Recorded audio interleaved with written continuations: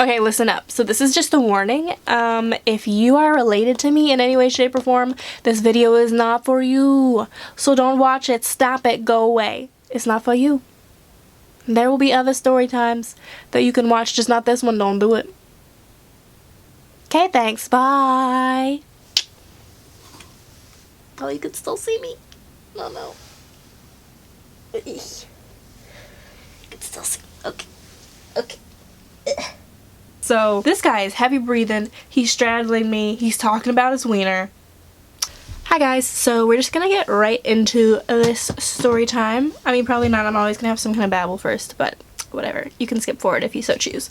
So, I already recorded this and everything. I edited it, I finished it, had it posted on Unlisted. It was perfect. I mean, obviously not, because I'm re-recording this. I just think that some time has passed and I could do it better, I guess. Yeah, so I just figured I'd tell it again. And yeah, so I just broke up with my ex, and while we were dating, I wasn't allowed to tell the story, basically, or publish it, because he was jealous, which makes no sense. Once you hear this whole story, it is not a flattering depiction of the guy that I'm about to tell this story about. So, let's do it. Oh my god. So yeah, so this story takes place when I was a freshman in college. So basically I went into college with the mindset that guys don't like me, they don't really want anything to do with me, and whatever, that's fine. So I go into college with this notion. I don't have this expectation that I'm gonna meet all these guys or anything. And I'm also like super self-conscious about my filmmaking abilities. I went to college as a media studies major and I graduated as a media studies major with a minor in psychology, and so I wanted to make movies, and I still want to make movies, and I'm making movies, and that's a whole nother discussion, but just so y'all know, I'm making movies. So I went into college really self-conscious about my filmmaking abilities and felt like, oh my god, everybody's gonna have so much more experience than me and nobody's gonna take me seriously and blah blah blah, blah. And I still kind of have that worry, but so anyways, I'm just a nervous wreck. So I go into college with that headspace. So basically, the media studies program at UNCG has 2 mixers every year, and so one of them is like a mixer where the media studies students mingle with like the music majors, and then the other one is like the media studies students mingle with the theater drama majors. So like you can kind of, it's sort of a networking thing, so when you make your future films or skits or whatever you're filming, you like have those connections maybe. I don't know if it really pans out for anybody. I mean, it certainly didn't really work out that great for me, but I don't know, maybe somebody meets somebody that way. So yeah, so I was busy during the first one and I ended up going to the second one for theater and media studies majors. And of course, with my luck, all my friends that could be going to this thing with me are busy during the time. So I'm like, you know what, I'm determined, I'm gonna go, I'm gonna meet people, I'm gonna network, I'm gonna mingle, I'm gonna do all the things. Cool, great. And so I go, it's really nerve-wracking. I know some people already from class, from different clubs that I'm a part of, and but for the most part I don't really know everybody there. Obviously it's like a lot of people in like this one small space, and so everybody kind of like introduces themselves in like the group setting, and then everybody splits up and mingles. And I don't know how, but somehow everybody kind of formed these little small groups, these little circles of people that were all introducing each other and blah blah blah, and like have their cell phones out and they're like getting each other's numbers, and I'm over here like what is going on, like I didn't really have a lot of luck. But then there's this one guy that was kind of on the opposite side of the room, and I ended up like kind of wandering over there. I don't even know if he was trying to meet people, but like, because he was sitting down and not like walking around with the other people. I don't know what was going on, but he ended up saying hi to me, and I don't know who said hi to who first, but you know, I'm just over here being socially anxious. So we introduce ourselves, and we're gonna call him James, which is not his real name, obviously. We're gonna call him James. So James is nice. I don't know, I think I remember at the time that I thought he was kind of creepy for some reason. I don't really remember why. I guess I just find all men generally kind of creepy, to be honest. Also, he said that he looked like David Tennant, and he gets that a lot. He really kind of didn't. But yeah, so he was nice and just kind of talking to me, and I didn't really think anything of it, and we talked for a little bit and exchanged numbers, and turns out he was a media studies major, so I mean the point was to meet actors, and I didn't even meet like a single actor. So great job. So we exchanged numbers, and I like head back to my dorm room, do some homework, whatever, call it a night. Then the next day I'm like working on something, and I get a message from him, and he's like, oh, hi, sorry I didn't message you, I was busy and I didn't get a chance to yesterday. And I'm like, okay, cool, like I didn't think that you were gonna message me, like whatever. But I'm like, oh yeah, cool, it's fine. And then he ends up like actually starting to message me and talk to me kind of frequently, and I start to get this idea that maybe he's into me. Like, this is really weird. So I guess I'm talking to this guy now, whatever. So we're talking, and I don't know exactly how much time went by. I want to say like maybe 2 weeks or something like that. And he tried to like get me to go out with him to like a coffee shop where he was studying or something one time, but I was studying for a test and I knew that I wasn't gonna study if I went there because there's too much social distraction. And so I was like, no, maybe another time. And then I went to Spartan TV Club, which is a really cool club on campus where you supposedly do like TV stuff. I don't know. And this was like the first meeting that we had after the mixer, and they tried to like recruit people there to like show up, so there were gonna be some new people there presumably. And so I get there and turns out James is there, and so I'm like, oh, that's kind of cool. And we don't really say anything. It's kind of like, I don't know, kind of one of those like, I see you but I'm too socially awkward to like interact with you, but we both know that we're talking, cool. And so then the meeting starts and we all go upstairs to this kind of conference room type style area with this long desk, and we all sit down, and me and him were kind of like diagonal from each other, like we're not too far away, but like he's on one side of the table, I'm on the other side of the table. And the meeting is going on, and I'm thinking to myself, you know, I had told him before that I would see him on like that Friday or something, and I think it was like a Monday or a Tuesday or something like that when the meeting was happening. So I told him I would hang out with him then because I had a paper due and I really wanted to finish the paper before doing any kind of social thing or whatever, blah blah blah blah. And but sitting there at the table, I thought, you know what, forget it. I ended up messaging him like under the table, like, oh hey, you want to like hang out after this? And I like kind of just put my phone away quickly so I can like watch his reaction, like. And yeah, so he agreed, like, yeah, let's go like hang out. So we end up wandering around campus. We go here, we go there, like there's not like a whole lot of public places to like really that you can like hang out, you know, on a campus besides like a dorm room. So we kind of like exhausted all our options. We went to like the EUC, which is like the place where like the food court and the library is like attached to that, and there's like all these different like rooms you can go into. So we kind of like exhausted all our options, and we're still hanging out. It's been like a couple hours, and so he's like, okay, why don't we just go back, like go to your dorm room or something? And I was like, okay, yeah, sure. Not really thinking anything of it. I feel like you can probably see where this is going. Maybe, I don't know, but let's see. We end up walking back. It's like this was in like October, I want to say. Yeah, this might have been in like October or something, so it was kind of like cold outside, so it wasn't like we could just hang out outside, like, you know, or something like that. So you go to my dorm room, and I'm like showing him like, oh hey, here's my Halloween costume, I've been working on it, we're just talking, like blah blah blah. And then I'm standing in front of my bed, and all of a sudden he just kisses me. And I'm like, okay, like, kind of shocking that all of a sudden we went from like talking to suddenly he's kissing me. But I mean, I was into him, and I wanted stuff to happen between us, so it was kind of like, okay, sure, whatever. But then the kiss was really weird. Okay, it's like really, it's hard to describe exactly what happened. The only way that I can understand what happened is that he must have just been pressing his lips like really hard against mine, because it was like weird, because I was trying to kiss him back, but I felt like I couldn't move like my facial muscles against him. Sorry, this is getting weird, but yeah, it was like really odd, and I'm like, okay, cool, I guess. I don't know, I didn't really care, to be honest. It was like whatever. Then all of a sudden he's like hopped up on the bed, and he like passed the seat beside him, and I'm like, okay. So I sat beside him, and then I don't know what all transpired, but like all of a sudden then he was like on top of me and like straddling me, and it was weird, and just kind of like trying to feel me up but doing like a really bad job of it. Like, how do I describe this? It was like he'd never touched a body before and he didn't know how.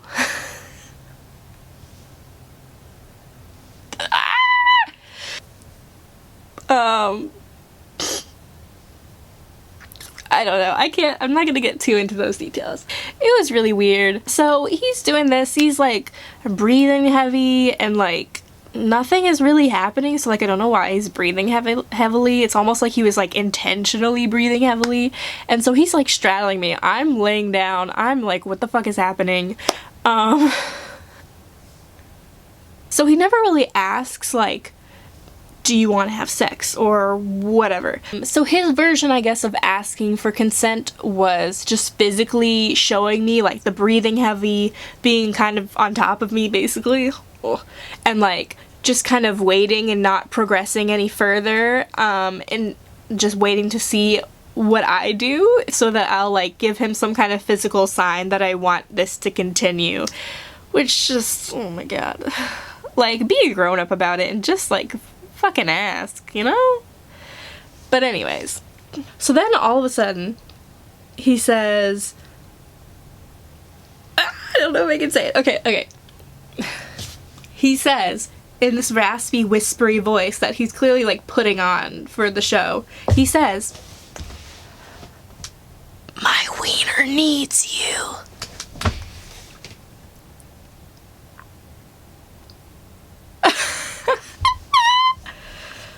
Oh my god. What do you say to that? What do you say to that? Like,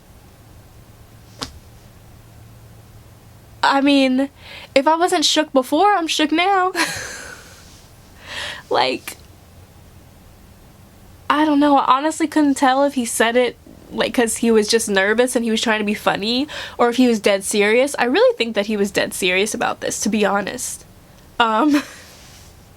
Just like a note in case any guy out there just needs to hear this. You know, when you're trying to be sexy or something, maybe don't refer to your penis as your wiener. Just like a thought, you know. But yeah, so that happened. And I don't know what happened in between then and like what I remember next. It was a while ago. Eventually got to the point where I was like, okay, so something's either gonna happen or it's not gonna happen. I personally am not trying to lose my virginity all of a sudden, like 0 to 60 real quick. But yeah, so I'm like, maybe I should just go along with this, and like, which is a horrifying thought that I would just go along with it just because it's easier to like not say anything and be like, hey, I don't want to have sex with you. But like, I really don't want to have sex with you. So this guy is heavy breathing, he's straddling me, he's talking about his wiener, and I'm like, you know, if I don't say anything, I'm gonna feel so terrible later because I don't want this to continue.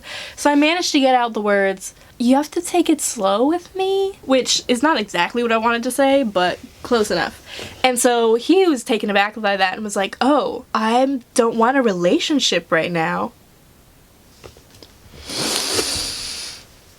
What do you mean you don't want a relationship? We're here. What? Why have you been talking to me for this long? I'm so... what? I'm just like, oh, okay. And to his credit, everything stopped after that, which was good. I mean, not that I want to give him that much credit because, I mean... So everything stopped and we both sit up and it's just really awkward. And then I told him that it was my first kiss, and he was really embarrassed and felt horrible because he thought that he wasn't someone that I should have had my first kiss with, that he wasn't like worthy or something. And I'm just like, this is not a time for your pity party. This is hella awkward. You're making it much worse. What are you doing? Please stop. Hello. Thank you. But it doesn't stop. He just keeps being like, oh my god, I'm so sorry. It was with me. We wouldn't want it to be with me. Ugh, I'm so sorry. And I'm just like, you are just missing the point. I thought that we were gonna be dating and you just wanted to have sex with me. That is the point here. Please focus. But yeah, we get past that and then he's pacing around the room and he's like, oh, let me make it up for you. Let me take you to get some food. Let me get you some dinner. And I'm just like, what? Dinner? Okay, what?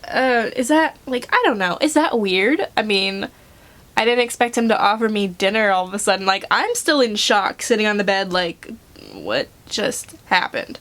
This is really weird. And, yeah. So he's like really begging, like, please let me just take you to dinner. And I'm just like, I don't know. And I'm going back and forth, like, maybe, maybe not. I don't know. He's trying to be goofy and make me smile and everything. And it's just like, just the weirdest, most surreal experience. He suggested we could go to like Cookout or something, I think. And so I was like, sure, let's go to Cookout, whatever. And so he's like, yay, cool. And he like goes and waits in the hall, and I'm like putting on my shoes and stuff, and getting my purse and my coat or whatever. And then my roommate comes back, and so I'm still kind of in shock, and I'm like, maybe this is a bad idea. Again, I don't have a lot of trust in men, like, wouldn't really go off with a stranger, and this guy's kind of a stranger, right? I mean, I don't know. And so my roommate comes back, and I'm like, oh good, like I can get a second opinion. Like, is this dangerous? Is this crazy? Is it safe? Like, I don't know. So I try to whisper to her, I'm like, and I think, okay, I'm gonna explain this situation to her really fast and be like, is this something that I should do? Should I go with this guy? Like, I don't know. And so I'm like, hey, you know, there's this guy that was here, and she goes, interrupts me and says, you mean the one that's still here in the hall? Loud enough for him to hear? Totally just betrayed girl code and involved this guy that I'm clearly whispering so that he doesn't hear. So I just responded to her, yep, thanks, I'm leaving, bye. And she says something like, okay, I'll be asleep when you get back. Cool, whatever, thanks for nothing. So I grab my purse and my coat and whatever, and I head out the door with this guy. And so he's like, hey, what were you guys talking about? What were you guys talking about? And I'm like, nothing. And it's just really annoying, like, please just drop it, like, I'm not going to tell you. And so the night goes on, and we have to walk all the way across campus to get to his car. And as the night goes on, we're just kind of talking. I'm not saying as much because I'm still kind of in shock. But as the night goes on, I'm getting, like, colder and icier, like, because it's starting to process, like, you know, what just happened. And I'm feeling, like, hurt and kind of irritated. So I'm getting a little more icy towards him and more short with my answers. We drive to Cookout. We're waiting there for our order or whatever, and I'm sitting on a bench waiting, and I can see the lady in the Cookout window is looking out the window at us and thinking, oh, they're so cute, look at this couple. And I'm just thinking, wow, this is just so embarrassing. Like, girl, you have no idea. So yeah, so we get our food and head back in the car, and he's driving me back. And so he's still trying to talk to me, which why, I don't know. Just, he was a nice guy, nothing against him. I mean, just, oh my god, just, the whole thing is just so cringy. I remember he told me that, he hates ketchup. So what I did, and I wish I would have improved upon this just a little bit more, but what I did was, while he wasn't paying attention, I took some of the ketchup packets out of my tray that I had from Cookout and just kind of casually slid them onto the floor, hoping that somebody would step on them and get ketchup all over his car. But I should have opened the packets, like, it would have made so much more sense. Would have made so much more sense. If I could go back and do it differently, I would have opened the ketchup packets. But honestly, that sounds kind of mean. Like, maybe I did a good thing by not opening them. Like, I don't know. But, I was angry. So then we get back to campus, and he's like, do you need me to walk with you? And I'm like, yeah, it's nighttime. I'm not walking back all the way across campus by myself. So, really, really bitter and angry at this point. But seriously though, like, I'm not about to walk by myself. So he's like, okay, yeah, of course, sure. And so he starts walking with me. And we get about, like, halfway, and he's like, do you need me to still keep walking with you? I'm like, yeah. And so he's like, oh, yeah, sure, of course. And then we get to the point where it's like, I can see my dorm from here. We're in, like, an open, public, common area. It's well lit. There's other people here. It's not scary. But he is clearly doesn't have a jacket, and he's just all skin and bones. Like, this was such a scrawny guy. And so he's just, like, jumping up and down, like bouncing, like trying to keep himself warm. And so he's like, okay, do you need me? I guess you can walk back to your dorm now. You don't need me anymore. And I'm like, no, you still need to walk me back. So he's like, oh, okay. And like walks me all the way up until we're like at the like door to my dorm building. And then he's like, okay, bye. And I'm like, Bye. I really hoped at the time that he was freezing. I was like, good, I want this guy to freeze to death. Yeah, that's pretty much it. Yeah, then I went and talked to my friends and told them all about it, and it was awesome. And, yeah. And then the thing is, to wrap this whole thing up, a couple months after that, he had a girlfriend. So, cool. Just not looking for a relationship with me. Which I totally understand, but it's still just like, I don't know, just really stupid. Ugh. But yeah, again, he was a super nice guy. Nothing against him. I hope he got better about asking for sex because, God, that was like, oh, it was so fucking weird. I was gonna say the whole moral of the story is, but honestly, I don't know what the fuck the moral of the story is. Stay safe and don't trust guys who call their penis a wiener. I think that's a pretty good moral, honestly. Or guys who claim that they look like David Tennant, because you didn't. Also, I have no idea how James is doing now. I don't think he's still with that girl, but I don't know. I don't really care, to be honest. There will be better story times to come, and I hope y'all like this. So thanks for watching, and bye!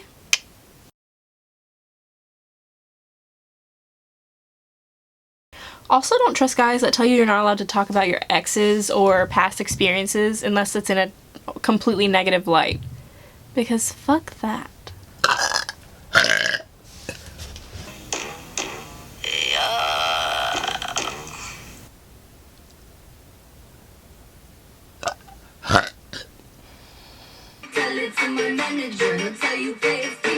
Am I really gonna swear this much in this?